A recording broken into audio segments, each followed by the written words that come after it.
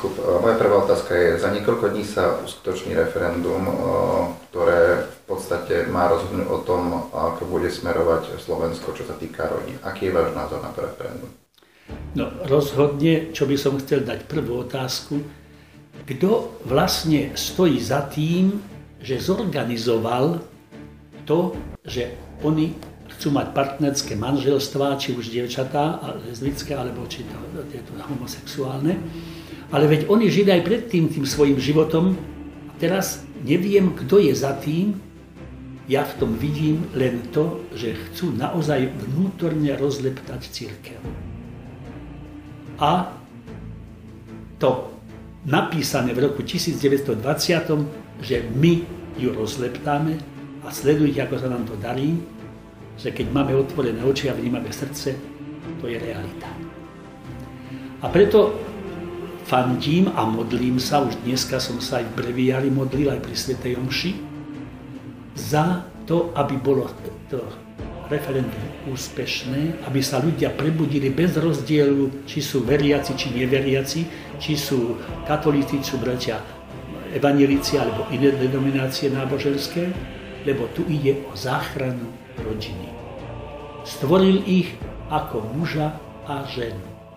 A my stavame svoju vieru na písme svetom, na Božom slove. A to je jasná reč. Ako vnímate ochranu rodiny a morálky, hlavne na Slovensku? Katolícka morálka je vlastne prirodzený zákon.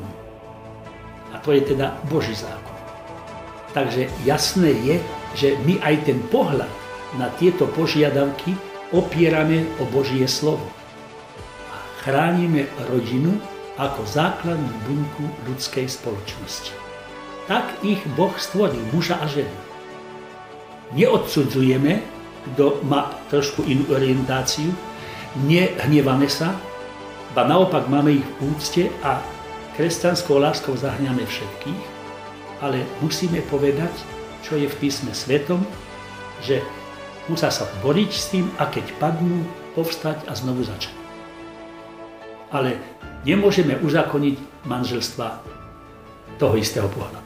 Útoky médií a vôbec niektorých politikov na cirkev. No toto je asi také ovocie ateizácie minulého režimu. A teraz znovu, ako si podložené sofistikovaným bojom proti Bohu, proti cirkvi, proti prirodzenému zákonu, teda Božiemu zákonu a proti zdravému sedliackému rozumu. Oni bohužiaľ sa stavajú na túto úroveň a pokladajú to nenormálne za normálne a normálne za nenormálne.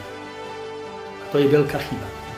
Verejnoprávna televízia, ktorá odmietla vlastne spot Aliancie pre rodinu, to vidíte. No, vidím to tak, že skutočne, keby mali otvorené oči a vnímavé srdce, keby poznali trošku hĺbšie život a problémy v ňom, tak rozhodne by toto nerobili. Lenže je isté, že za nimi niekto stojí a oni počúvajú a poslúchajú. A tam je tá veľká chyba. Aby sa postavili nie za pravdu a prirodzený a Boží zákon, ale pokladajú sa za nepravdu a zákon, ktorý je proti sedliackému rozumu. Váš odkaz Slovákom kresťanom v tomto referendu? No, tomu, aby mali otvorené oči a vnímavé srdce, aby rozhodne sa zúčastnili a na otázky prirodzeného a Božieho zákona jasne odpovedali svojim áno.